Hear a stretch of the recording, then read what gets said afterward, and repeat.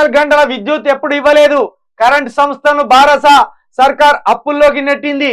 పెరిగే డిమాండ్కు అనుగుణంగా ఉత్పత్తి చేపట్టలేదు. ఉప ముఖ్యమంత్రి బట్టి విక్రమార్క మరి అప్పుడేం చేసినావా?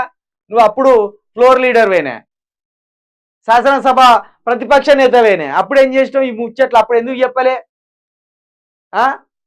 డబుల్ బెడ్రూమ్లు కడతలేరు, కట్టినవి కూడా నిర్వీర్యం అయిపోతున్నాయి అని ప్రజా సంఘాలు, మాలాంటి జర్నలిస్టులు రాండి ప్రతిపక్ష లీడర్ గారు అని నేను దగ్గరికి పోతే ఒకటి రెండు చూసిండు, సక్కాపోయి పడికేసుకొని పన్నాడు.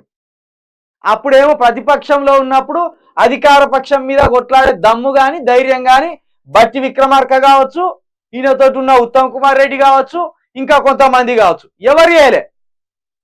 ఇక ఇప్పుడేమో అధికార పక్షంలోకి వచ్చినాక కరెంటు సంస్థలను బారాస అప్పుల్లోకి నెట్టింది.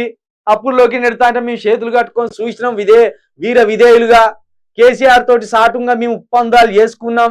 సార్ మీరు మా అక్రమాస్తుల మీద పడద్దు, మేము కూడా మీ లోపాల మీద ఫైట్ చేయం అని ఇద్దరం కలిసి ఒప్పందం చేసుకున్నామని ఇప్పుడేమో అసెంబ్లీలో రాగాలు దిత్తాండ్రు. రాగాలు రాష్ట్రంలో గృహ వాణిజ్య వ్యవసాయ అవసరాలకు గత ప్రభుత్వం ఎన్నడూ 24 గంటల విద్యుత్ ఇవ్వలేదని.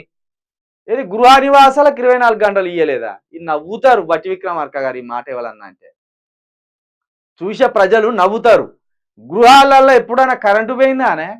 9.5 సంవత్సరాల ఒక్క రోజు గిట్ట కంటి రెప్ప కొట్టిన క్షణకాలంలో కూడా కరెంటు పోలే. ఇక వ్యవసాయ కరెంటుకి సంబంధించి మరి రైతులైతే మాకు కరెంట్ వస్తలేదు, 24 గంటల కరెంట్ వస్తలేదు అని ఎక్కడ కూడా నిరసనలు చేయలే, ఎక్కడ కూడా వాళ్ళు అసంతృప్తి వెళ్ళగక్కలేదు రైతులు. అంటే వ్యవసాయానికి కూడా 24 గంటల కరెంటు అందినట్టే అనేది రైతుల సంతృప్తిని బట్టే మనకు తెలుస్తుంది. ఇక గృహ అవసరాలకు మరి మీ ఇంట్లో ఎప్పుడైనా కరెంటు పోతే నువ్వు చీకటి దీపం పట్టుకొని కూర్చుంటే ఆ ఫోటో పెట్టు జరా బట్టి విక్రమార్క గారు. ఎందుకు పనికిరాని అబద్ధాలని చెప్తారు మీరు?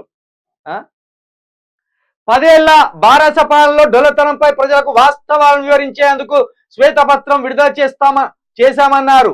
పవర్ ఫైనాన్స్ కార్పొరేషన్ నివేదిక ప్రకారం రాష్ట్రంలో విద్యుత్ పంపిణీ సంస్థల పరిమితి పడిపోయిందని, వీటి విలువ -30,876 కోట్లకు దిగజారిందని ఆందోళన వ్యక్తం చేశారు.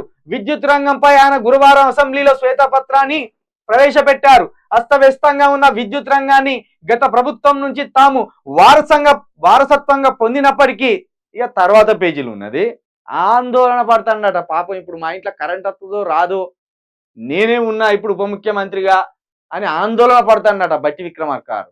బట్టి విక్రమార్క గారు మీకు ఒక మంచి పొలిటీషియన్గా, అంటే ఎలాంటి బూతులు మాట్లాడకుండా ఒక ఉత్తమమైన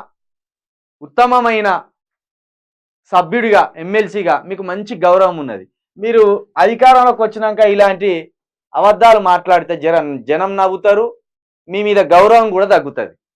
గృహ అవసరాలకు కరెంటులు ఇవ్వలేదు అనడం ఎంత హాస్యాస్పదం అంటే ఇక దీన్ని ఏం చేయాలి, ఎట్లా అర్థం చేసుకోవాలి ప్రజలు?